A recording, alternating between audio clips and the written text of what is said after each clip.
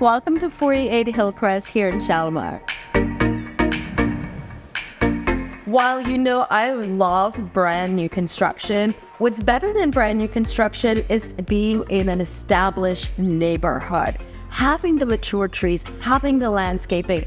This home was recently, there was a wall here, you couldn't see me. This whole kitchen, the walls were knocked down. Everything was thought of as to the aesthetics of actually living life here. All new stainless steel high-end appliances. Every thought has been put into the design of this immaculate kitchen. Quartz countertops. It's light, bright, welcoming to all your friends.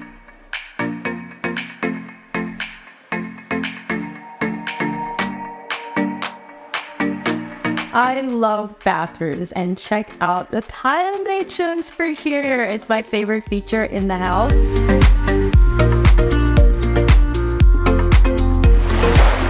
Florida living is all about water. We have all the toys, but having access to a boat launch is really critical. So with this neighborhood, you get access to this. It's only you and your friendly neighbors.